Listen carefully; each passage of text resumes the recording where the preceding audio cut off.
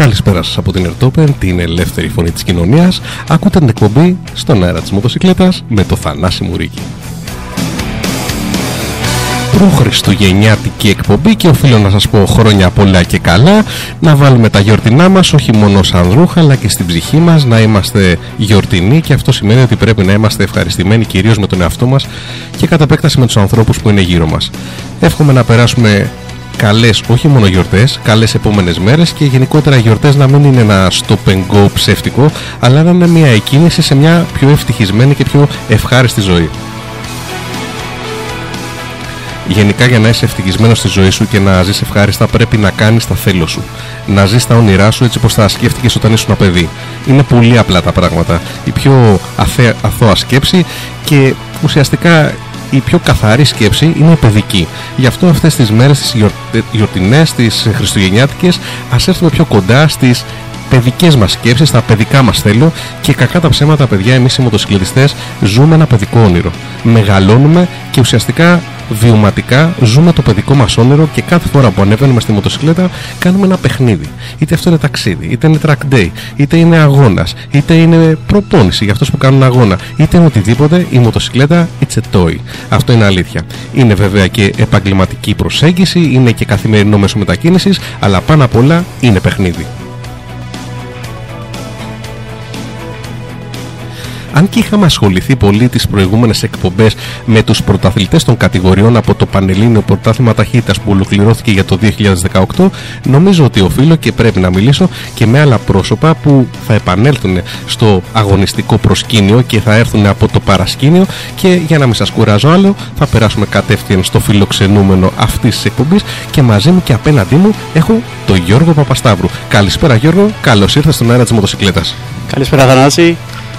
Σε ευχαριστώ πάρα πολύ για την πρόσκληση. Εύχομαι καλές γιορτές, με υγεία και χαρά, όπως είπες και εσύ στην αρχή. Να είμαστε ένας όσο πιο κοντά στον άλλον γίνεται. Εγώ απέναντί μου βλέπω ένα ευχάριστο παιδικό πρόσωπο με την αθωότητα αλλά και τη διαβολιά του πιτσιρικά που θέλει να οδηγήσει μοτοσυκλέτα. Το έχεις ρε φίλε αυτό μέσα σου, πες μου την αλήθεια?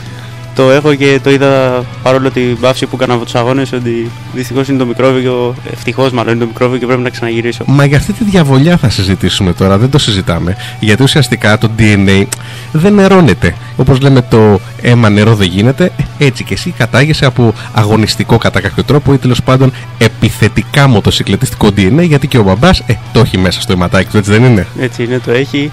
Αυτός είναι ο άνθρωπος που σε έβαλε σε αγώνες και τα σχετικά, φαντάζομαι. Εκείνος είναι ο άνθρωπος που δεν ήθελε να μπλέξω τόσο με τους αγώνες. Ναι.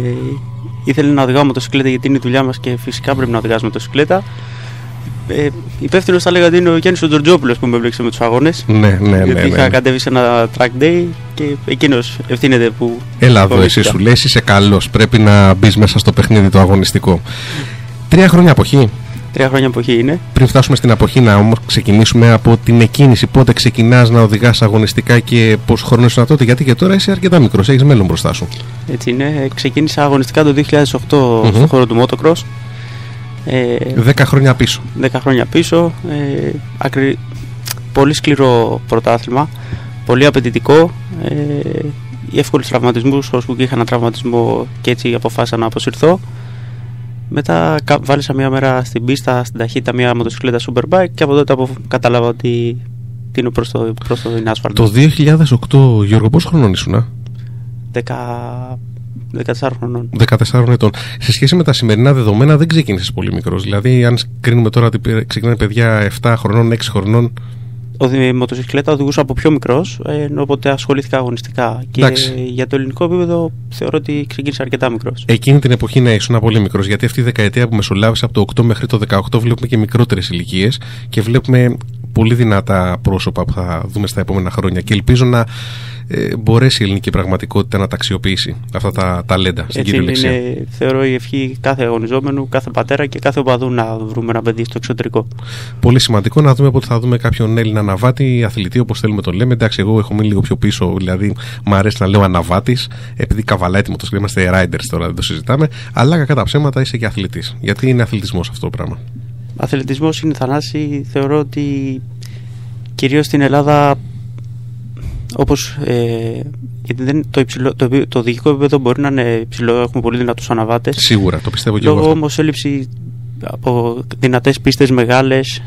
Θεωρώ ότι πιο πολύ κάνουμε σπορ, όχι τόσο πρωτάθλημα. Ναι, έχεις δίκιο, γιατί ουσιαστικά το τερέν δεν δίνει τα αβαντάζ στους Έλληνες αναβάτες, στους Έλληνες αθλητές να μπορέσουν να εξοικειωθούν με αυτές τις υψηλές ταχύτητες που στο εξωτερικό βλέπουμε μπαίνουν με χιλιόμετρα. Εσύ φρενάρεις πριν τη στροφή, ένας αναβάτης του εξωτερικού που τρέχει στο πανευρωπαϊκό βάζει μία πάνω και στρίβει, μετά άλλη μία πάνω και συνεχίζει και στρίβει, και μετά πριν αλλάξει πορεία κατεβάζει και στρίβει, ας πούμε, με πρώτη την επόμενη στροφή. Αυτά δεν τα έχουμε εμείς εδώ. Δεν τα έχουμε. Έχουμε το κλασικό τέρμα γκάζι στην έξοδο, τέρμα φρένα στην είσοδο. Okay. Να δούμε λίγο το ιστορικό σου, έτσι, πολύ σύντομα. Πότε ξεκινάς ουσιαστικά? Το 8 μου είπες με το motocross. Αγωνιστική μοτοσυκλέτα εντός πίστας πότε οδηγάς? Street ξεκίνησα το 2011 να οδηγάω στην πίστα, σε κάποια track day, όχι σε αγωνιστικούς ρυθμούς. Το 2012 μπήκα στους αγώνες. Το καλύτερο βάπτισμα του πήρω στο καλύτερο πρόβα General είναι τα track day, δεν το συζητάμε. Ναι, έτσι είναι. Και το 12 μπαίνει στο πρωτάθλημα. Το 12 είχα κατέβει τότε μαζί με τον Κώστα τον Κοντομάρο που αγωνιζόταν. Τα χαιρετίσματά μας στον Κώστα, θα μιλήσουμε και για αυτόν στην πορεία της εκπομπής αναγκαστικά. Βεβαίως, εννοείται. Κατέβηκα για να τον βοηθήσω στην Τρίπολη και να κάνω λίγο την Παρασκευή να δω την πίστα πώς είναι, που άκουγα από τον πατέρα μου και γενικά από όλους τους αγωνιζόμενους για την Τρίπολη. Μπήκα μέσα την Παρασκευή, εκεί ήταν ο Τζορτζόπουλος που έβαλε το χέρι του και κάτσε να τρέξει και κάτσε να τρέξει. Είχα βγάλει λισάνς πιο πριν που την ήθελα και μήπως ξανά έκανα κάποιον αγώνα στο motocross κυρίως. Έτσι λοιπόν την Παρασκευή αποφασίσαμε ότι θα τρέξω. Και έκατσε χαρά της εκκίνησης. Με τι μοτοσυκλέτα ήταν η πρώτη σου συμμετοχή? Με μια Yamaha RO6. Μάλιστα, Yamaha RO6. Και τρέχεις και στην κατηγορία Open τότε. Ναι. Και πολύ ωραία κατηγορία, ό,τι έπρεπε. Είχαμε και τα χιλιάρια μέσα, γιατί είναι μειχτή η κατηγορία Open 600 και Open 1000. Με βοήθησε πολύ, θεωρώ, το ότι έμαθα να προσπερνάω χιλιάρια από το να τρέχαμε μόνο 600. Γενικά ήταν μια πολύ όμορφη χρονιά. Ήρθες πρώτος στο 12 ή μετά? Ναι, κατάφερα την πρώτη θέση στον Open 600. Δεν θα πούμε τώρα πρωτάθλημα, γιατί όπως μου είπες και εσύ σωστά πριν την εκπομπή, και ουσιαστικά και εγώ το γνωρίζω γιατί παρακολουθώ όσο μπορώ και εγώ το πρωτάθλημα, η Open δεν υπάγεται, δεν ανήκει στην κατηγορία την πρωταθληματική, δεν είναι πρωτάθλημα. Έτσι. Για μένα πρωταθλητής ήσουν. Ξεκίνησε σαν πρωτάθλημα, μετά το γυρίσαν σαν κύπελο, μετά ξανά είχαν πει ότι θα γίνει πρωτάθλημα, ήταν λίγο. Κοίτα, το περιτύλιγμα ποιο είναι. Δεν έχει νόημα. Η ευχαρίστηση είναι που σου μένει, όχι η ευχαρίστηση, πολύ σωστά. Και ουσιαστικά αυτό που υπάρχει μέσα στο κουτί. Και μέσα στο κουτί υπάρχει ένας νικητής. Τώρα θέλεις αυτόν τον νικητή να τον πεις κυπελούχο, να τον πεις πρώτο, να τον πεις πρωταθλητή. Εμένα δεν με ενδιαφέρει. Σημασία έχει ουσιαστικά ότι ήρθες πρώτο στην κατηγορία σου και ανταμείφθηκες ψυχολογικά, γιατί είναι πολύ σημαντικό να κερδίζεις στο σύνολο με τη βαθμολογία αυτό που λέγεται πρωτάθλημα ή κύπελο. Και σου δίνει το αβαντάζ να τρέξει μετά. Το κίνητρο, όχι το αβαντάζ, το κίνητρο για να τρέξεις την επόμενη χρονιά. Θεωρώ ότι είναι μια επιβράβευση, όχι τόσο το κίνητρο. Το κίνητρο είναι μέσα σου, το έχεις ή δεν το έχεις. Είναι μια επιβράβευση που λες ότι και αυτή η χρονιά έκλεισε αλάνθαστα, χωρίς πτώση, που είναι σημαντικό. Σε είδαμε και πάνω στην αγωνιστική μοτοσυκλέτα μιας πολύ μεγάλης εταιρείας και δεν είναι άλλη από την Ducati. Να μιλήσουμε λίγο για εκείνη τη χρονιά. Βεβαίως. Το 2013 ξεκίνησε η συνεργασία. Ήταν πολύ μεγάλη ευθύνη. Σε άγχος έρθει? Ναι, τρομερά, γιατί ήταν πιο γρήγορη μοτοσυκλέτα, ιδιαίτερη μοτοσυκλέτα, και ενώ ξεκίνησα πολύ δυνατά, μετά δεν ήμουν έτοιμος για να την οδηγήσω στο 100% ούτε σωματικά. Το πιστεύεις αυτό που λες? Ναι. Ήθελες δηλαδή, είχες ένα κενό δηλαδή οδηγικό? Είχα ένα κενό. Δεν μου λες την Ducati γιατί επέλεξε εσένα και δεν επέλεξε έναν άλλο αθλητή του Πανελληνίου που να είναι πολύ πιο έμπειρος και να έχει δείξει και άλλα σημάδια από προηγούμενες χρονιές? Θέλανε να χτίσουν κυρίως το μέλλον. Είχαμε δοκιμαστεί 4 αναβάτες τότε. Την τελευταία μέρα που έγινε η δοκιμή που ήμουν εγώ με τον Κώστα τον Κοντομάρο, γυρίσαμε σε παρεμφερή χρόνους. Ήμουν ένα δέκατο λίγο πιο γρήγορος, που ήταν πολύ μικρή η διαφορά μας. Και επειδή γύρισα κοντά στο χρόνο του Κώστα που ήταν και το μέτρο σύγκριση, αποφάσισαμε να τρέξουμε μαζί με τον Κώστα. Δεν σε άγχωσε αυτή η πρόταση, δηλαδή του στυλ, OK, είσαι πρώτο στην Open με ένα Yamaha RO6, ξαφνικά ανεβαίνει σε μια μοτοσυκλέτα 185-195 άλογα. Τώρα δεν έχει σημασία πόσα, αλλά τόσα είναι πολλά έτσι κι αλλιώς, είτε τα πρώτα είτε τα δεύτερα. Δεν αγχώθηκες και είπες, παιδιά, τι έγινε, μήπως αυτό με λαβώσει επικοινωνιακά ως παρουσία στο χώρο? Και ουσιαστικά έχασα μια κατηγορία, έχασα τα Super Sport 600, δηλαδή ξαφνικά από τους νέους ανέβηκα στην μεγάλη κατηγορία. Πολύ σωστά. Αγχώθηκα και το κατάλαβα περισσότερο το 2014, όπου ουσιαστικά σταμάτησα τους αγώνες στον χώρο του Superbike. Κατάλαβα, εκεί μου βγήκε το άγχος και κατάλαβα, είδα τα λάθη μου, τι έπρεπε να δουλέψω περισσότερο, τι δεν έκανα, το πώς μπορούσα να αποβάλω το άγχος που δεν μπορούσα να το καταλάβω. Γιατί μπράβο σου, σε τιμάει αυτό που λες και μ' αρέσει, γιατί παίρνεις την ευθύνη πάνω σου. θα το πω ανοιχτά ότι πολλοί αναβάτες ρίχνουν την ευθύνη στα λάστιχα, στο μηχανικό, στο σετάρισμα της μοτοσυκλέτας, στη μοτοσυκλέτα, στο αγωνιστικό kit. Λίγοι είναι αυτοί που παίρνουν την ευθύνη πάνω τους και λένε ναι, έφταιγα. Έφταιγα ως τι? Δεν ήμουν ακόμα έτοιμος. Και εσύ το λες. Και αυτό δείχνει όριμο άνθρωπο. Ίσως να μην ήσουν τόσο όριμος οδηγός, και το αυτό λες. Δεν ήμουν τόσο όριμος αθλητής, αναβάτης. Το όριμος φάνηκε ότι ήμουν όριμος γιατί δεν υπήρξε ούτε μία πτώση. Εντάξει, αυτό είναι σωστό που λες. Ναι. Δεν ήμουν έτοιμος. Δεν ήσουν έτοιμος. Αυτό. Ναι, όχι τόσο όριμος. Η λέξη όριμος δεν κολλάει, έχεις δίκιο και την παίρνω πίσω ως χαρακτηρισμό. Αλλά ναι, δεν ήσουν έτοιμος και αυτό είναι ουσιαστικά που μας λες τώρα. Ενώ έβλεπα ότι μπορούσα να κάνω γρήγορους γύρους και ξεκίναγα πολλές φορές από τις πρώτες σειρές. Μετά έμενα από δυνάμεις. Την πρώτη χρονιά είχαμε και προβλήματα με το στήσιμο γιατί είχαμε πάρει λίγο λάθος κατεύθυνση. Την οποία όμως σίγουρα το λάθος ξεκινάει από μένα, που την πληροφορία που δίνω. Παρ' όλα αυτά το 2014 που ήρθε και ο Γιάννης ο Μπούστας στην ομάδα μας, τους δύο πρώτους αγώνες ήμουν πολύ δυνατός. Τους τρεις πρώτους, βοήθησε ο Γιάννης. Ναι. Ο Γιάννης βοήθησε, έστησε τρομερά τη μοτοσυκλέτα, αλλά κυρίως έφτιαξε εμένα σαν οδηγό. Είναι πολύ σημαντικό να έχεις δίπλα σου ένα τέτοιο πρωταθλητή. Έτσι είναι. Γιατί ο Γιάννης είναι το μεγαλύτερο όνομα που έχει περάσει, αν όχι το μεγαλύτερο, ή τέλος πάντων από τα μεγαλύτερα ονόματα, για μένα προσωπικά το μεγαλύτερο. Έτσι είναι. Για μένα τα δύο μεγαλύτερα είναι ο Σάκης ο Σκούρτας και Ακριβώς. Για να μην θίξω το Σάκη δεν είπα κάτι, αλλά είναι τα δύο μεγαλύτερα ονόματα. Εγώ πρόλαβα πιο πολύ το Μπούστα στους αγώνες. Είδα διαφορετική οδήγηση. Εντάξει, είχε έρθει και πιο πολύ πειρασμένος από το παγκόσμιο. Οπότε όλοι προσπαθούσαν όχι να κερδίσουν, να περάσουν τον Μπούστα. Βέβαια, έτσι και παίρναγε τον Μπούστα και έχει κερδίσει. Ήταν 2-1. Και τον Μπούστα κέρδιζε και το πρωτάθλημα. Γιατί ο Μπούστα ήταν πάντα μπροστά. Νομίζω ότι έχουμε να πούμε πάρα πολλά και θα πούμε βέβαια στην πορεία της εκπομπής. Αλλά ένα μικρό κομματάκι και μια μουσική επιλογή που θα μου πεις μετά, αν σ' αρέσει, πρέπει να την ξεκινήσουμε από τώρα. Και θα βάλουμε και κάτι που έχει σχέση και με την Ιταλική εταιρεία, έτσι κι αλλιώς, και είναι και πολύ επίκαιρο. Να σου πω την αλήθεια, δεν συνηθίζω να βάζω τέτοια μουσική, αλλά νομίζω ότι πρέπει αυτό να το ξεπεράσω σιγά σιγά. Γιατί δεν υπάρχει συγκεκριμένη μουσική στη μοτοσυκλέτα και γενικότερα. Η μουσική είναι μία. Όλα τα άλλα είναι εμπορικά περιτυλίγματα. Δεν ξέρω όμως, όταν το έψαξα να δω τι θα βάλουμε με τον Γιώργο στην εκπομπή, μου βγήκε καλά αυτή η μουσική. Ήταν και το Venom από την ταινία με την Ducati, με το Scrambler, και λέω εντάξει, Ducati ο Γιώργος. Νομίζω θα ταιριάζει. Πώς το βλέπεις, έκατσε το γλυκό, έδεσε ο τραχανάς. Δεν μπορούσες να πετύχεις καλύτερη μουσική. Ωραία, σας ευχαριστώ πάρα πολύ. Γιατί είναι και η μουσική που ακούω. Και η μουσική που ακούς, ήμουν σίγουρος. Οπότε, Γιώργος Παπασταύρου, μιλάμε για το χθες, αλλά θα μιλήσουμε κυρίως για το σήμερα και θα πούμε και δύο λόγια για το αύριο. Γιώργο, μας είπες πως ξεκίνησε το 2012 ουσιαστικά από την Open, είχες ξεκινήσει από το Motocross νωρίτερα. Το 2013 κάνεις μια πολύ ωραία επαφή με μια τεράστια αγωνιστική εταιρεία που είναι η Ducati. Και έχεις μια αποχή από την ταχύτητα, όμως παράλληλα τρέχεις σε κάποιους αγώνες. Έχεις σχέση γενικότερα με τη μοτοσυκλέτα και Supermoto. Για δώσε μας λίγο μια εικόνα μετά από την επαφή σου με την Ducati. Τι έχουμε?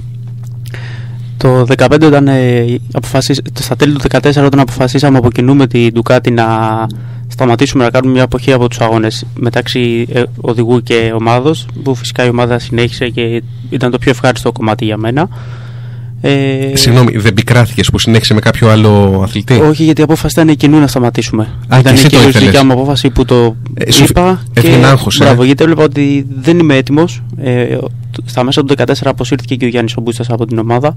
Οπότε εκεί είδα ότι ακόμα δεν ήμουν έτοιμος για να επιστρέψω αγωνιστικά. Και σου το είπε ο Γιάννης, σου είπε κάτι τέτοιο? Δηλαδή σου είπε, ο Γιάννης όχι, ήταν πάντα στο πλευρό μου και με έσπροχνε και οδήγα και μπορούμε, και πάντα ήταν με το χαμόγελο, δεν το συζητάμε.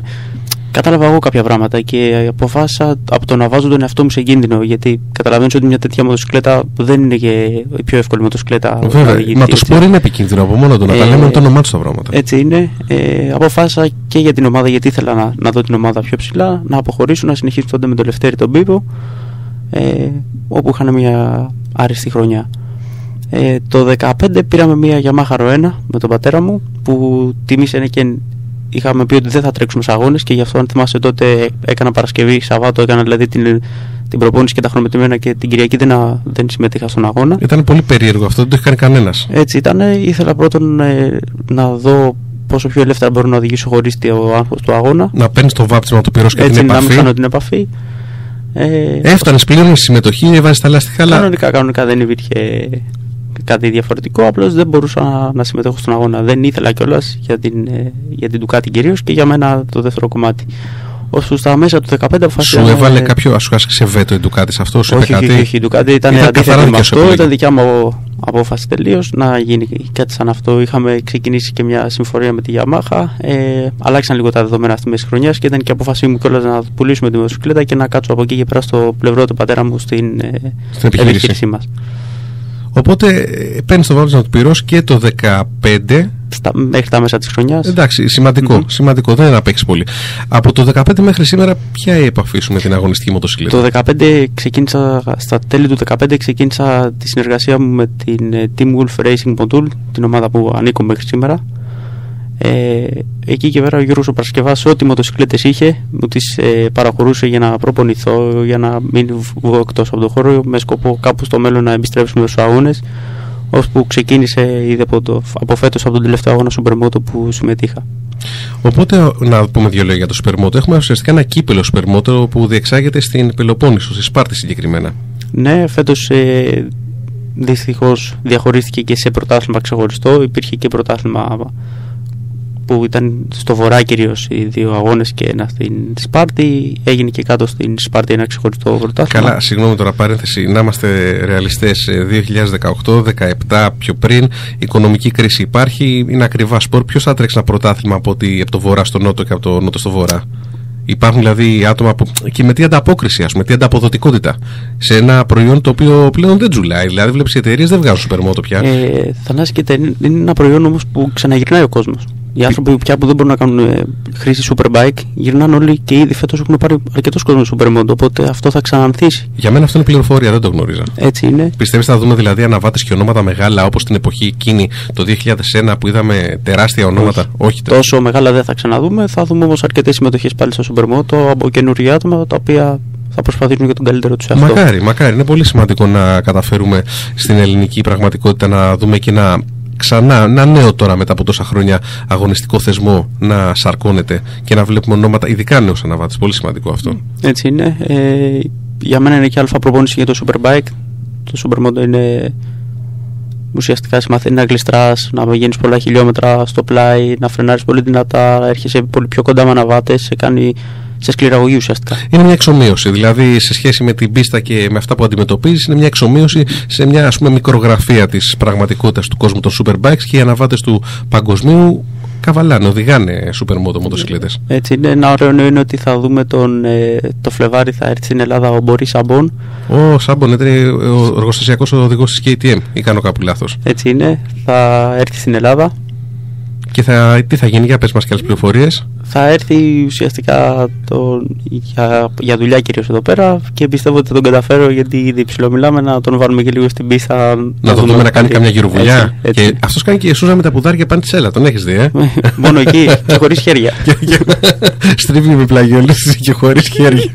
Μόνο Σαμπόν και Βάντερ Μπος, μεγάλα ονόματα από το παγκόσμιο είχαν περάσει και είχαν έρθει και στην Ελλάδα, είχαν αγωνιστεί τότε σε αγώνες πανευρωπαϊκού βεληνικούς. Τους είχε καλύψει και το Eurosport. Θυμάσαι τώρα. Θυμάμαι σκηνές, εντάξει, δεν ήμουν. Τότε ήμουν. Μα και εμείς σκηνές θα θυμόμαστε. Εμείς θα θυμόμαστε σαν σκιές τώρα πιο μεγάλες. Εσύ θυμάσαι τις σκηνές, πάλι καλά. Είσαι σε καλύτερο δρόμο. Λοιπόν, και να, που μετά από 20 λεπτά μας είπες σχεδόν τα πάντα για το παρελθόν σου και το τι συμβαίνει τώρα. Τώρα τι ετοιμάζεις? Το 2019 ξαναγυρνάμε μαζί με την Ducati, Team Wolf Racing Motul μαζί με την Ducati. Να λοιπόν μια πληροφορία, Team Racing Wolf μαζί με την Ducati. Θα γυρίσουμε στους αγώνες, όχι για όλο το πρωτάθλημα. Στόχος μας είναι να τρέξουμε 1 με 2 αγώνες στο ελληνικό. Ροκάνισμα ρε παιδί μου, γιατί? Και να προσπαθήσουμε να κάνουμε έναν αγώνα στο ιταλικό πρωτάθλημα. Με τι Ducati θέλω να πεις, αυτό θέλω να ακούσω. Το V4 το R. V4R, άρα μιλάμε για την ομολογαρισμένη για αγώνες μοτοσυκλέτα από την ιταλική εταιρεία Ducati, άρα μιλάμε για 1000 κυβικά εκατοστά και όχι το μοντέλο των 1100 κυβικών εκατοστών. Αλλά πιστέψτε με, είμαι σίγουρος ότι δεν θα λείπει ούτε ένα άλογο από αυτή τη μοτοσυκλέτα και ας λείπουν αυτά τα 100 κυβικά. Θα είναι μια πραγματικά γνήσια μοτοσυκλέτα αγωνιστική, μια καθαρόαιμη μοτοσυκλέτα αγωνιστική. Άλλωστε πια Ducati δεν έχει μέσα της καθαρόαιμα στοιχεία από πίστα. Έτσι είναι. Τη μοτοσυκλέτα την έχεις δει? Όχι, σε φωτογραφίες μόνο από κοντά. Δεν την έχουμε ακουμπήσει ακόμα, δεν ξέρουμε που είναι. Κάπου είναι στο δρόμο για Ελλάδα, φαντάζομαι. Θα καθυστερήσει αυτό, θα έρθει στα μέσα περίπου της χρονιάς, θα την παραλάβουμε στα χέρια μας. Οπότε ίσως το 2019 κιόλας να. Γιατί η μοτοσυκλέτα και να έρθει νωρίς, τα εργοστάσια δεν βγάζουν άμεσα πράγματα. Πολυεστερικά, μάσπιεδες, αναρτήσεις, διάφορα πράγματα που θα χρειαστούμε να βάλουμε στη μοτοσυκλέτα. Οπότε έχω βγάλει το 2019 από το μυαλό μου αγωνιστικά για αυτή τη μοτοσυκλέτα Χωρίς όμως να σημαίνει αυτό ότι δεν ετοιμάζομαι. Ετοιμάζομαι σαν να πούμε ότι θα έρθει αύριο το πρωί. Μάλιστα. Άρα τη μοτοσυκλέτα θα τη δούμε αργά σχετικά στην ελληνική πραγματικότητα. Υπάρχει περίπτωση να έχει αρχίσει και το πρωτάθλημα? Ναι, σίγουρα. Σίγουρα ξέρεις το πρόγραμμα και δεν μας το λες? Θα είναι η παράδοση της μοτοσυκλέτας μετά τον Απρίλιο, οπότε ούτως ή άλλως. Αν είναι μετά τον Απρίλιο, σίγουρα ο πρώτος αγώνας θα έχει χαθεί. Ναι. Κάπου εκεί το συνήθως. Γιατί τώρα για πρόγραμμα είναι ένα πολύ μεγάλο κεφάλαιο. Είμαστε στο τέλος του 18, στην πρώτη τελευταία εκπομπή του 18 και ακόμα πρόγραμμα δεν έχουμε δει. Να τα λέμε και αυτά, γιατί υπάρχουν άνθρωποι και ομάδες που ετοιμάζονται και θέλουν να δουν το πρόγραμμα. Και δυστυχώς αυτό είναι ένα μεγάλο μείον της οργάνωσης και της Ομοσπονδίας, θα το πω ευθέως με δικιά μου ευθύνη, που θα έπρεπε τουλάχιστον να έχει βγάλει το πρόγραμμα. Αν το βγάλει, πιστεύω ότι μέχρι τα μισά του Γενάρη πρέπει να είναι το πρόγραμμα στάνταρ. Μακάρι, γιατί πέρσι άργησε πάρα πολύ. Τουλάχιστον κάποιο λόγο θα έχουν βέβαια, να τα λέμε και αυτά, γιατί εγώ τώρα παίρνω θέση. Το ότι έχει αργήσει είναι ανδιαμφισβήτητο. Το γιατί έχει αργήσει δεν μπορώ να το κρίνω. Δεν ξέρω τι προβλήματα υπάρχουν. Εγώ δεν είμαι διοργανωτής, ούτε ξέρω τι συμβαίνει από πίσω. Αλλά εύλογο είναι να περιμένει μια ομάδα, ένας αθλητής να δει το πρόγραμμα από τώρα. Λοιπόν, ας φύγουμε από αυτό το κεφάλαιο και να επιστρέψουμε λίγο στην αγωνιστική ομάδα. Οπότε ο μηχανικός επίσημος θα είναι ο Παρασκευάς. Ο Παρασκευάς, ο Γιώργος. Θα είναι που θα αναλάβει όλο το project. Είναι από κοινού κιόλας η απόφαση να συμμετέχουμε σε έναν με 2 αγώνες. Συγγνώμη, η Ducati επενδύει μια τέτοια μοτοσυκλέτα για μόλις 2 αγώνες στο Πανελληνίο? Τι άλλο θα δούμε? Υπάρχει και κάτι άλλο? Θανάση, ας πούμε ειλικρινής, είναι λίγο και είναι μειχτό το συναίσθημα του. Δεν θέλουμε να γυρίσουμε στο Πανελλήνιο πρωτάθλημα. Συγγνώμη, δεν θέλετε να γυρίσετε στο Πανελλήνιο? 100%. Οπότε θα δούμε κάπου αλλού τη μοτοσυκλέτα, σε κάποιο άλλο πρωτάθλημα? Θα προσπαθήσω να κάνω έναν αγώνα στο Ιταλικό. Μάλιστα. Θα δούμε τώρα 1 με 2 και θα ξαναλάβει μέρος στο ελληνικό πρωτάθλημα με μια έκπληξη που ετοιμάζουμε. Οκ. Να μείνουμε σε αυτά, να μην πούμε τίποτα περισσότερο. Έτσι. Να πούμε για την ομάδα, θα είναι κάποιος ακόμα στην ομάδα, κάποιος γνωστό πρόσωπο που επιστρέφει με αποχωρήσει στους αγώνες? Προσπαθούμε να ψήσουμε τον Κώστα τον Κοντομάρο να κάνει έναν αγώνα. Αυτό ήθελα να μου πεις. Προσπαθούμε, αλλά δεν ψήνεται. Δεν ψήνεται ο Κοντομάρος? Δεν ψήνεται. Μάλιστα. Γιατί δεν ψήνεται? Σας έχει πει ένα λόγο να τον ακούσουμε δημόσια? Πιστεύει ότι δεν είναι έτοιμος να δώσει αυτό που έθελε κάποτε? Αυτό είναι και ο λόγος που έφυγε. Δεν του αρέσει ο χώρος. Μάλιστα. Δεν του αρέσει ο χώρος. Εντάξει. Κοίταξε, ο καθένας έχει τους λόγους του που αποχωρεί. Ίσως καλύτερα να φεύγεις από κάπου με τη μνήα του πρωταθλητή και να μην γυρίζεις πίσω αν εσύ δεν νιώθεις καλά. Ο Κώστας και ο κάθε αναβάτης, όπως και άλλος Κώστας, ο Κώστας ο πολίτης και τόσοι οι αθλητές που έχουν αποχωρήσει για τους δικούς τους λόγους, πάντα είναι ευπρόσδεκτοι. Εδώ είδαμε μετά από τόσα χρόνια να έρχεται ο Μιχάλης ο Σπηλιώτης στους αγώνες. Που ξέρουμε όλοι ότι δεν ήρθε για να κερδίσει, ήρθε για να βοηθήσει, να υποστηρίξει και να πάρει και τη γεύση του αγώνα. Πολύ σημαντικό. Έτσι είναι. Νομίζω ότι έχουμε τη δυνατότητα να παίξουμε άλλο ένα κομματάκι και νομίζω ότι θα μείνουμε στο ρυθμό της ραπ μουσικής και θα επανέλθουμε φυσικά με μοτοσυκλέτα και με Γιώργο Παπασταύρου.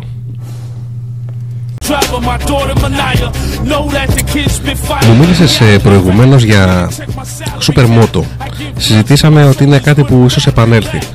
Κακά τα ψέματα, το Supermoto ήταν ένα πυροτέχνημα, δυστυχώς. Όχι ότι του άξιζε να χαθεί, απλά δεν το στηρίξανε, δεν έκατσε. Τέλος πάντων, δεν ήταν αυτό που περιμέναμε ότι θα εξελιχθεί. Δεν το πιστέψανε κυρίως θεωρώ όσο θα έπρεπε. Μάζευε κόσμο όμως, έτσι. Πολύ, πολύ. Όσο μαζεύει σήμερα τον drift στα αυτοκίνητα, σχεδόν μάζευε.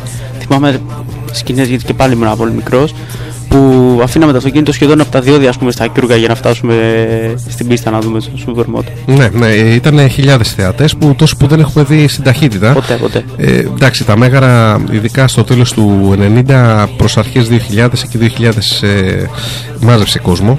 Γιατί 2001 δεν έγινε ούτε ένας αγώνας στα μέγαρα. Είχε φάει ένα εμπάργκο η πίστα και πολύ καλά είχαν κάνει τότε. Αν και εμένα δεν με συνέφερε τότε, γιατί έτρεχα και έκανα όλη την προπόνηση στα μέγαρα και τότε δεν έτρεξα ούτε ένα αγώνα εκεί. Μήπως το είχαν κάνει γι' αυτό, γιατί έκανε τις προπόνηση στα μέγαρα? Ακριβώς, γιατί ουσιαστικά ήταν μια δολιοφθορά, μια τεχνική για να μην πάρω το πρωτάθλημα στο Aprilia Challenge τότε.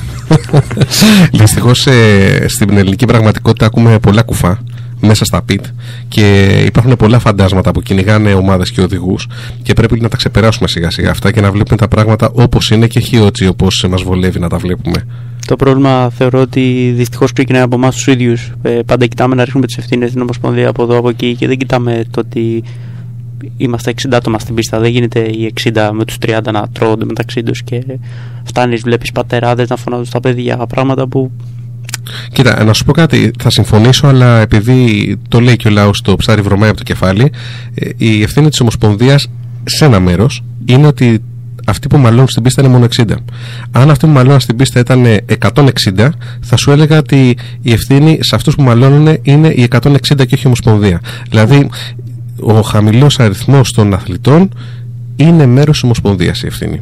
Γιατί δεν έχουν γίνει κινήσεις, και όταν λέω της Ομοσπονδίας δεν είναι του θεσμού. Δεν έχω τίποτα με το θεσμό. Με τα άτομα που έχουν αναλάβει να επικοινωνήσουν με τον τρόπο που επικοινωνούν τους αγώνες. Νομίζω ότι αξίζει κάτι καλύτερο στο κομμάτι επικοινωνία, προβολή. Κάτι πιο σύγχρονο. Όμως δεν θα μείνουμε πάλι εδώ πέρα. Θα προχωρήσουμε, γιατί εντάξει, μπορεί να έχω κάποιες ιδέες στο μυαλό μου και να τις έχω πει επανειλημμένως με άλλους συναδέλφους, να το πω συναθλητές σου. Αλλά εντάξει, εγώ ένας είμαι. Ο καθένας λέει τα δικά του. Έτσι και εγώ λέω τα δικά μου. Δεν σημαίνει ότι είναι και σωστά απαραίτητα. Και να σου πω και κάτι. Παίρνω και ευθέως την ευθύνη με το ονοματεπώνυμό μου από το βήμα που έχουμε αυτή τη στιγμή και οι δύο και όλοι οι μοτοσυκλετιστές που μπορούν να έρθουν εδώ πέρα, και λέει ο καθένας τη γνώμη του. Και η Ομοσπονδία, είτε η ΜΟΤΟΕ λέγεται αυτή, είτε ΑΜΟΤΟΕ, είτε οποιαδήποτε Ομοσπονδία, είναι πρόσδεκτη να έρθει και με το πρώτο dream που θα κάνει το τηλέφωνό μου, στο δεύτερο θα είναι δίπλα μου και θα συζητάμε για άλλα τα θέματα. Έτσι. Η εκπομπή δεν είναι δικιά μου, είναι δικιά σας. Έχετε βήμα. Να το ξέρεις αυτό. Ό,τι θέλετε μπορείτε να το επικοινωνήσετε ανά πάσα ώρα και στιγμή. Και επειδή το πήρα πάλι πάνω μου και πάω μονότερμα, να δούμε λίγο για το κομμάτι που λέγαμε του flat track. Τι γίνεται, γιατί είδαμε το Σπερμότο να κάνει πυροτέχνημα, εδώ έρχεται κάτι καινούριο. Flat track. Ποια είναι η γνώμη σου, γιατί έχεις έρθει σε επαφή με το αντικείμενο και έχεις και flat track μοτοσυκλέτα?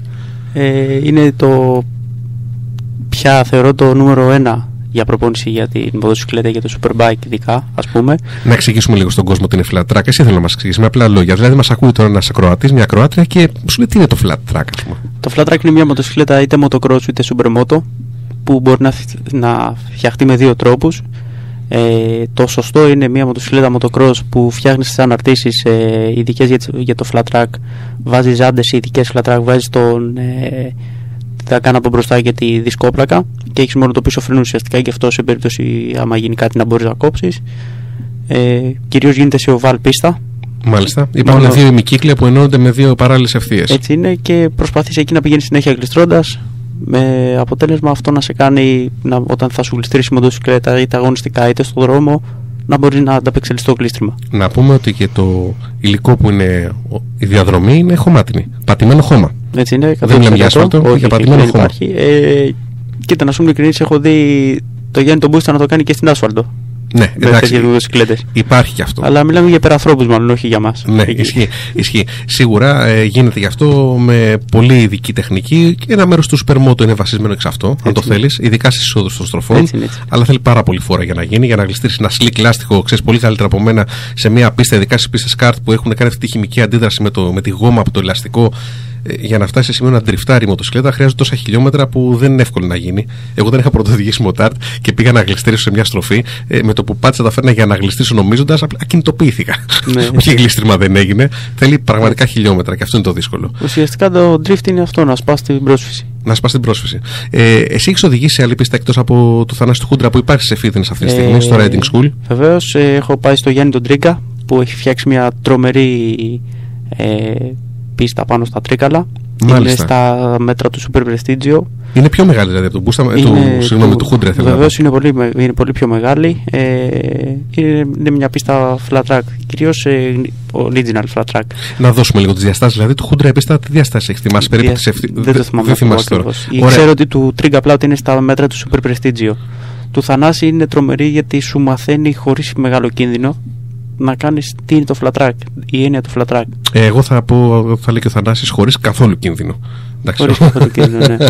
Χωρίς καθόλου κίνδυνο. Λοιπόν, οπότε στο flat track προσπαθείς να κινηθείς γρήγορα σε αυτή την oval πίστα, στα δύο ημικύκλια που ενώνονται με δύο παράλληλες ευθείες, χώμα κάτω, έχοντας χάσει την πρόσφυση και παράλληλα ουσιαστικά δαμάζοντας το γλίστριμα τόσο όσο ώστε να έχεις επιβράδυνση, επιτάχυνση από την είσοδο μέχρι την έξοδο. Ουσιαστικά το φρένο σου είναι η τριβή. Δηλαδή, πετάς κάτω πολύ τη μοτοσυκλέτα και με τους δύο τροχούς επιβραδύνεις γλιστρώντας για να σταματήσει να στρίψει τη στροφή. Να σε ρωτήσω κάτι που έχω απορία. Στην είσοδο της στροφής, όταν κλείνεις τον γκάζι, εκεί νιώθεις ένα γύρισμα, μια υπερστροφή του πίσω μέρου της μοτοσυκλέτας και ουσιαστικά το φρενάρισμα είναι το κλείσιμο του γκαζιού και λίγο βοήθεια με το πίσω φρενό? Όχι, το πετάς μέσα στη στροφή, κλείνεις τον γκάζι. Πρώτα το πετάς μέσα στη στροφή. Ναι, όπως έρχεται, το πετάς απότομα, γλιστράει, χάνει την πρόσφυση. Βάζει πολύ δυνατά το εσωτερικό σου πόδι που είναι πάντα το αριστερό. Οι γραμμές μοιάζουν δηλαδή με motocross, είναι κοφτές, δηλαδή έχεις κοντά στη στροφή νωρίς. Προσπαθείς ουσιαστικά να κάνεις μια αγωνία. Μια γωνία. Μια γωνία μεγάλη. Κλασική δηλαδή. Μπράβο. Γραμμή αγωνιστική, μια γωνία. Έτσι, με πολύ πίεση στο πόδι. Ουσιαστικά δηλαδή αφήνεις τη μοτοσυκλέτα να φρενάρει μόνη της και ξαναρπάζεις νωρίς τον γκάζι για να βγεις πάλι όσο πιο γρήγορα, πάντα γλιστρώντας. Το γλίστριμα έρχεται λοιπόν παράλληλα μπρος-πίσω, αφού έχεις βάλει τη μοτοσυκλέτα χωρίς κάποιο φρενάρισμα. Μπορεί να νιώσεις πρώτα τον μπροστό να χάνει πρόσφαση. Πολλές φορές. Αλλά άμα πατάς γερά το πόδι σου κάτω και το πετάξεις κι άλλο κάτω το μηχανάκι, όσο να ακούγεται παράλογο, τότε στρίβει. Δηλαδή με την επιπλέον κλίση που δίνεις, τόσο πιο σωστό γίνεται. Όσο περισσότερο κάτω το πετάξεις, τόσο πιο πολύ θα στρίψει, τόσο πιο πολύ θα φρενάρει. Το ότι θα φρενάρει το καταλαβαίνω και θα τα πούμε και στους ακραωτές γιατί θα φρενάρει, γιατί ουσιαστικά το βήμα του τροχού στο πλάι είναι πολύ μικρότερο από ό,τι είναι στο κέντρο. Δηλαδή, όσο ο τροχός διαγράφει μοτοσυκλέτα τροχιά στο πλάι του τροχού πλαγιασμένη, με τις ίδιες στροφές οι τροχοί κάνουν λιγότερα μέτρα. Άρα, όσο πλαγιάζουμε, φρενάρει η μοτοσυκλέτα. Και όσο σηκώνουμε τη μοτοσυκλέτα με τις ίδιες στροφές του τροχού, έχουμε μεγαλύτερη επιτάχυνση. Ίσως να είναι και αυτό κάτι. Και να βοηθάει και το σώμα που έρχεται με πλαγιασμένη τη μοτοσυκλέτα πιο εύκολα το πόδι, ο τετρακέφαλος να πατήσει κάτω. Ουσιαστικά δηλαδή πιέζει τον τετρακέφαλο. Ναι. Βάζει όλο το βάρος της μοτοσυκλέτας και του σώματός σου πάνω στο αριστερό σου πόδι. Πάει μπότα δηλαδή. Πρέπει να είναι. Δεν είναι μόνο η μπότα, σκέψου τι πιέζει τρώει το πόδι σου. Πρέπει να είσαι πολύ γυμνασμένος για να το αντέξει. Άρση θανάτου. Ναι. Πίβοτ και τέτοια. Σκαλοπάτια. Όλοι με κάτι τετρακέφαλους δεν θα φύγουν. Μάλιστα, οπότε εκεί πέρα με ποιους διαγωνίστηκες μαζί για να δεις τις δυνάμεις σου στην πίστα? Ήταν αγώνας καταρχάς? Δυστυχώς ακυρώθηκε το event πάνω στον Γιάννη, στο Τρίκα. Μιλάμε για Τρίκαλα τώρα, έτσι. Ωραία, στα Τρίκαλα γιατί ακυρώθηκε το event? Γιατί ενοχλήθηκε ένας γείτονας δίπλα. Αυτό είναι αλήθεια όλοι? Αυτό είναι αλήθεια, δυστυχώς. Ενοχλήθηκε ένας γείτονας από το θόρυβο που θα κάνανε οι μοτοσυκλέτες? Βεβαίως, που δεν ήταν λογικός. Απλώς ο Γιάννης ο Τρίγκας και η οικογένειά του απέδειξε άλλη μια φορά και στα μάτια μας γιατί είναι σωστός αθλητής, δεν δημιούργησε κανένα θέμα, ακύρωσε το event του με σκοπό να το ξανακάνει το Φεβρουάριο πιο οργανωμένα και με λέσκες μέσα για να μην μπορεί κανένας να το πειράξει. Ναι, μάλιστα. Αυτός ο αγώνας όμως, επειδή μίλησε για Ομοσπονδία, είχε περάσει από το φίλτρο της Αθλητικής Μοτοσυκλετιστικής Ομοσπονδίας. Επειδή δεν ήταν αγώνας. Μπράβο. Μια μάζοξη ήταν, ουσιαστικά μια προπόνηση ήταν. Ένα event, θα το βαφτίζαμε event. Όχι, μα event ούτως ή άλλως ήταν. Δεν το περάσαμε, δεν υπήρχε λόγος να περάσει από εκεί, γιατί δεν είναι αγώνας.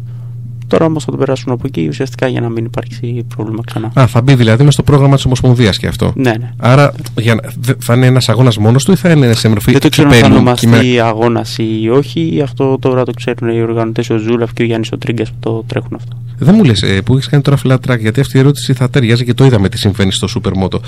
Στο flat track, ποιοι πιστεύεις ότι είναι πιο γρήγοροι, οι αναβάτες από το χώρο της ταχύτητας ή από το χώμα? Η πιο τεχνική, δεν υπάρχει αυτό. Εγώ ας πούμε δεν πίστευα ότι θα πάω γρήγορα στο flat track και κατάφερα και πήγα. Θεωρώ ότι άμα έχεις τεχνική, ότι μπορείς να καταφέρεις τα πάντα. Σίγουρα το να οδηγάς με τον Γιάννη μέσα στην πίστα είναι λίγο αναρχωτικό. Με τον Τρίγκα. Με τον Τρίγκα. Έχει πετύχει τόσο πολλά, αλλά είναι τόσο φιλικός και με βοήθησε και αρκετά, δεν το συζητάμε. Δεν μου λες τώρα μια μάχη μέσα σε πίστα flat track Τρίγκα Μπούστα, θα ήθελες να τη δεις? Εννοείται. Και υπάρχει κι άλλος ένας που θα είναι μαζί μας στα event, είναι και ο Μιχάλης ο Μίμικος. Μάλιστα, κατάλαβα, ναι. Οπότε εκεί έχω σκεφτεί να τους αφήσω να φύγουν μπροστά. Ναι. Να τους από πίσω να τους σταυρώσω. Ναι. Να πω και το πατερημόνι και αν καταφέρω να ακολουθήσω. Λοιπόν, αυτό που λες είναι πολύ ωραία εικόνα που θα δούμε. Αν δούμε δηλαδή αυτούς τους τρεις αθλητές ταυτόχρονα σε μια πίστα, βέβαια το να δούμε το Γιάννη τον Μπούστα να οδηγάει σε πίστα είναι ένα μεγάλο στοίχημα και νομίζω ότι είναι πάρα πολύ δύσκολο. Πλέον ο Γιάννης έχει αποχωρήσει και δεν ξέρω πότε θα τον δούμε και αν τον δούμε. Στους αποφασίσει κάτω από κάποιες συγκεκριμένες συνθήκες. Είναι πάρα πολύ κλεισμένος στον εαυτό του, θα έλεγα, και στην ομάδα του. Δεν βγαίνει εύκολα έξω. Εγώ τον έχω καλέσει εδώ πέρα, να σου πω 4, 5, 18 φορές πως το έχω πει και δεν έχει έρθει καμία. Και ο λόγος που μου έχει πει, δεν θέλω, μου λέει, να βγαίνω προς τα έξω, μου λέει, σε καμία περίπτωση. Αγαπάει πολύ αυτό που κάνει και φυσικά κάνει το καλύτερο πράγμα. Ετοιμάζει το γιο του. Θέλει να το κάνει μέσα από το δικό του μετερίζει, ρε παιδί. Εντάξει. Ασχολείται πολύ μόνο τον κόσμο και με να βασίζει τη βοήθεια του είναι ανεκτήμητη. Κυρίως τώρα ασχολείται με το γιο του. Τον ετοιμάζει. Θα δούμε άλλο ένα νέο αστέρι δηλαδή. Έτσι. Είναι πολύ... ήδη. Με αυτό μπορώ να το επιβεβαιώσεις. Ναι, άλλο ένα νέο αστέρι. Οπότε μας είπες πολλά νέα. Μας είπες για Βάντερμπος ή έκανα λάθος? Σαμπόν, εντάξει, μαζί πήγαιναν αυτοί. Κυνηγιώτησαν εκεί πέρα με το πλάι, δεν τους ξεχώριζε. Νόμιζα ήταν μια μοτοσυκλέτα και ερχόντουσαν δύο. Εντάξει, νόμιζα ήταν δικάβαλο οι άνθρωποι. Ερχόντουσαν με τις πόρτες που λέμε, στα αυτοκίνητα. Το πιο ξεχωριστό απλώς πράγμα που θεωρώ που έχω κάνει στο flat track είναι όταν είχα την τύχη να μπω στο ράτζο του Ρώση για προπόνηση. Εδώ θέλω να μας πεις πληροφορίες. Εκεί τι είδες, γιατί ο Ρώση εκεί κάνει flat track. Εκεί κάναμε όλοι μαζί φυσικά, δηλαδή εντάξει, είναι τρομακτικό. Τι είδαν τα μάτια σου, πες μου? Θα σου πω κάτι, στον πρώτο γύρο που κάθισα απ' έξω και τον είδα να έρχεται, γιατί εκεί πέρα που κάθεσαι με το που μπαίνουν οι μοτοσυκλέτες είναι η πιο μεγάλη στροφή της πίστας. Ήρθε με τόσα χιλιόμετρα που Θανάση πραγματικά έκλεισα τα μάτια μου, δεν υπάρχει περίπτωση να στρίψει. Δεν το πίστευες να στρίψει. Σαν τα κάρτ, σαν να βλέπεις κάρτ να έρχεται. Σηκωνόντουσαν οι τροχοί στον αέρα, δηλαδή ο άνθρωπος θεωρώ ότι είναι σε άλλο πλανήτη. Έπαιζε με άλλους νόμους της φυσικής δηλαδή. Ναι, και φυσικά θα σου πω ότι μετά από αρκετή προπόνηση που έχω κάνει, τώρα αρχίζω και καταλαβαίνω το πόσο κρατάει γενικά οι μοτοσυκλέτες και η πίστα. Αλλά όταν τον πρωτοείδα, λέω. Να σου πω, θέλει, αν δεν κάνω λάθος, λίγο μικρότερους τροχούς από το motocross, παύλα enduro, και μεγαλύτερους τροχούς από ότι είναι ένα ασφάλτινο. Ναι, έτσι. Κάπως έτσι. Και φοράνε αυτό το ελαστικάκι που είναι με το ψηλό τακουνάκι. Ουσιαστικά αυτό το ψηλό τακουνάκι είναι σαν βρόχινο περίπου οπτικά. Σαν το μεταφεξίδια. Τα flat track όμως δεν έχουν σχέση γιατί είναι. Στο κέντρο, ας πούμε, δεν δουλεύουν. Πρέπει να τα πετάξεις κάτω για να δουλέψουν. Μάλιστα. Πρέπει να τα στρίψεις δηλαδή για να δουλέψουν. Πρέπει να του δώσεις πολύ κλίση για να δουλέψουν. Το πίσω λάστιχο είναι ίδιο με το μπροστινό? Σε διάσταση εννοείς? Όχι σε διάσταση, σε χάραξη. Είναι όλο ίδιο. Νομίζω ότι απλά έχεις βάλει το προς πίσω και ανάποδα. Ναι. Νομίζω ότι το πίσω μήπως έχει κάποια άλλη χάραξη για να βοηθάει, ξέρω εγώ, στο γλίστριμα κτλ. Όχι. Το γλίστριμα το θέλουμε στο flat track. Είναι δηλαδή... Δεν μπορείς να το οδηγήσεις αλλιώς. Το θες το γλίστριμα? Δεν μπορείς να κάνεις. Τι γλίστριμα, μιλάμε για κλειδωμένο τιμόνι? Πολλές φορές πρέπει να κλειδώνεις και το τιμόνι, ναι.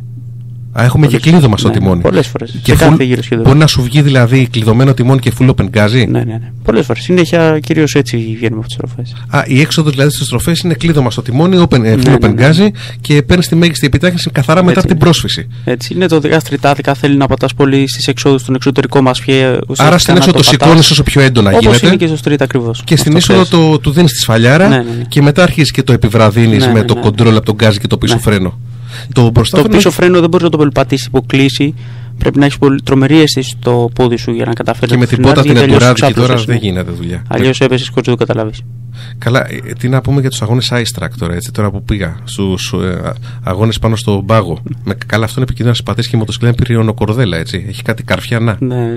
Είναι άλλη ιστορία αυτό. Αυτό το κάνουν σε βόρειες χώρες κτλ.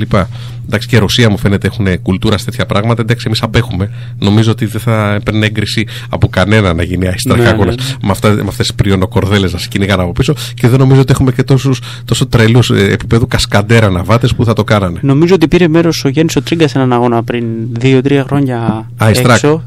Νομίζω σε Ice Track όπου κέρδισε κιόλας. Πλάκα κάνεις? Όχι, νομίζω. Αυτό είναι μια. Όλο πληροφορίες μου φέρεις εδώ πέρα. Εσύ είσαι δελτίο τύπου, δεν είσαι άνθρωπος.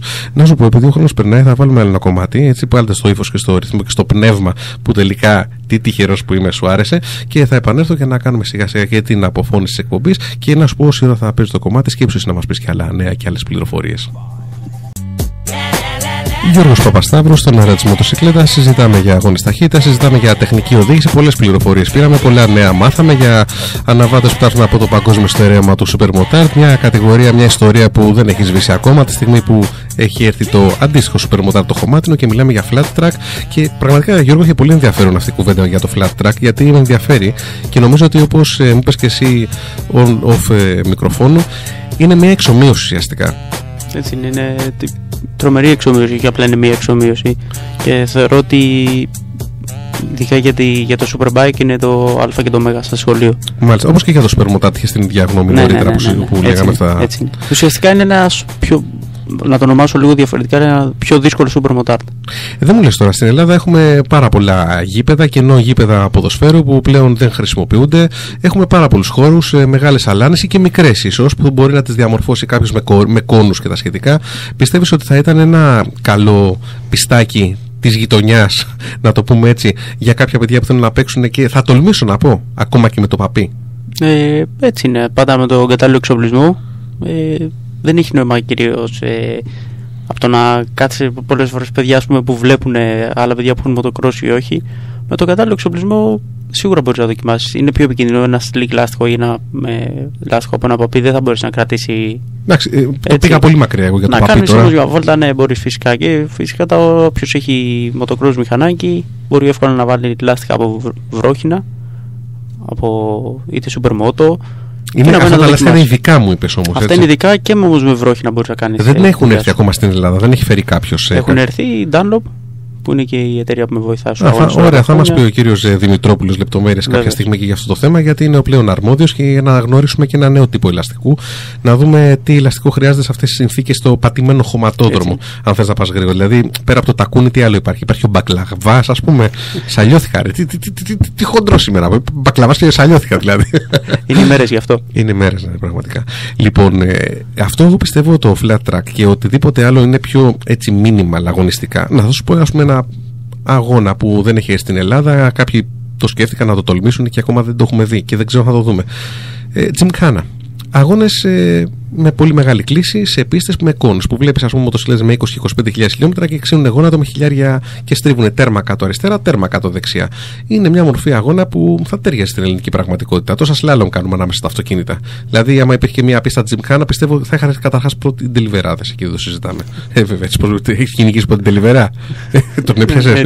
Ούτε για αστείο. Μια φορά έκανα στοίχημα με ντελιβερά τις πίτσες και τις πλήρωσα όλες. Λοιπόν, πιστεύω ότι αυτή η μορφή αγώνων στην Ελλάδα, είτε είναι ερασιτεχνικά, είτε είναι μέσα από την Ομοσπονδία, είτε είναι σε μορφή event, θα πάρουν σάρκα και οστά κάποια στιγμή και πρέπει να δώσουμε βαρύτητα εκεί. Θα πρέπει ο κόσμος να καταλάβει ότι η μοτοσυκλέτα δεν είναι ένα κακό πράγμα όπως πάρα πολλοί γονείς το βλέπουν. Η μοτοσυκλέτα είναι ένα άθλημα. Από το να αποτρέπει τα παιδιά, από το να κάθεσαι στο σπίτι να μπλέξεις με διάφορες άσχημες ουσίες. Επικίνδυνο είναι η απαγόρευση. Έτσι είναι. Είναι η απαγόρευση όταν δεν ξέρεις πώς να την επικοινωνήσεις την απαγόρευση. Να απαγορεύσεις κάτι που είναι πραγματικά άμεσα επικίνδυνο.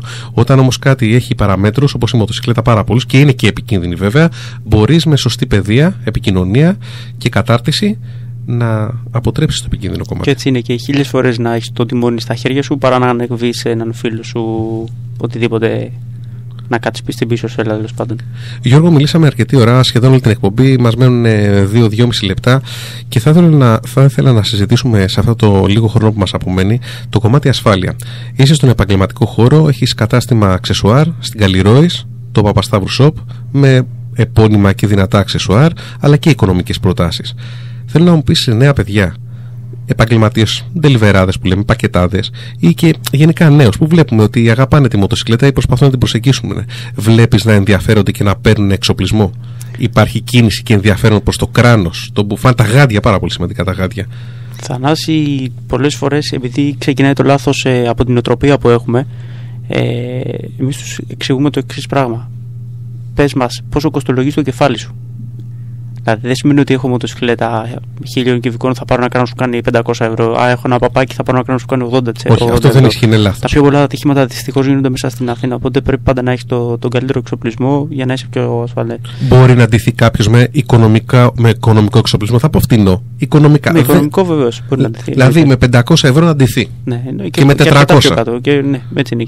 Και αρκετά πιο κάτω μπορείς να ντυθείς για να είσαι ως ένα σημείο ασφαλές μέσα στην πόλη, να μην φοράς τίποτα, ή πολλές φορές να βλέπουμε κράνη λιγμένα, παλιά σπασμένα να φοράνε τα παιδιά όλοι γενικά που κάνουν έξω χρήση delivery. Μεγάλο κεφάλαιο αυτό. Μεγάλο κεφάλαιο εξοπλισμός, και βλέπουμε πόσους τραυματισμούς αντιμετωπίζει αυτή η κοινωνία, τέλος πάντων, από παιδιά και ανθρώπους που δεν σκέφτονται να προνοήσουν για τον εαυτό τους. Και σκέψου πόσο έχει εξελιχθεί πια η τεχνολογία γενικά, που έχουμε πια μπουφάν με αερόσακο. Έχουμε φτάσει πια σε άλλο επίπεδο, έτσι. Εντάξει, είναι σίγουρα η Ιταλική εταιρεία Dainese έχει αερόσακο στη φόρμα της, στην ακριβή τη Super Trooper. Και στα μπουφάν πια καθημερινά μπορούν να χρησιμοποιηθούν, έχουν αλλάξει πολύ. Είναι μια τεχνολογία ειδική, για να πούμε, μην περιμένετε να ανοίξει κάποιο αερόσακο με κάποιο σκηνάκι που θα τεντωθεί. Είναι καθαρά με GPS και έτσι δείχνει την ταχύτητα του σώματος, πώς μεταβάλλεται από το φρενάρισμα, και βλέπουμε μεγάλες εταιρείες και σιγά σιγά θα αφομοιωθεί. Βέβαια, εγώ πιστεύω ότι το σωστό είναι να απομακρυνθεί το ΦΠΑ από τα κράνη και τον εξοπλισμό του αναβάτη, να είναι αφορολόγητο προϊόν. Θα βοηθήσει πάρα πολύ και τα καταστήματα, αλλά την αγορά γενικότερα, αλλά θα βοηθήσει πάρα πολύ τον αναβάτη. Έτσι. Θα βλέπουμε όλο τον κόσμο πια να φοράει κάτι που είναι αναγκαίο. Δεν θα έχεις λόγο να μην το φορέσει μετά. Έτσι. Και να σου πω μετά να γίνει η αυστηρότερη των αυστηρότερων η κοινωνία, η πολιτεία για αυτό το θέμα. Αλλά βγάλει το 24% με συγχωρείτε, διότι ένα κράνος που έχει 5 εκατοστάρικα τελική τιμή, όταν βγαίνει το 1/4 από την τιμή του, αμέσως έχουμε πάει 125 ευρώ κάτω. Έτσι. Μιλάμε για 370 ευρώ ότι έχει πάει, 380 ευρώ. Ναι, αυτά τα λεφτά είναι λόγος να το πάρεις το κράνος. Θα μου πεις, δεν κυκλοφορούν με κινητά τηλέφωνα. Ας μην μπούμε σε αυτή τη διαδικασία τώρα. Σημασία έχει για το προϊόν το συγκεκριμένο που μιλάμε και μιλάμε συγκεκριμένα για κράνος. Γιώργο, νομίζω ότι έχουμε πάρα πολλά να πούμε. Ο χρόνος βλέπεις που έχει πάει 56 λεπτά ήδη. Δεν έχουμε χρόνο να συζητήσουμε άλλο δυστυχώς. Αλλά εγώ έχω να σου ευχηθώ χρόνια πολλά, καλές γιορτές, να έχουμε υγεία και σου εύχομαι το πρωτάθλημα πραγματικά να είναι ό,τι καλύτερο για σένα και την ομάδα σου.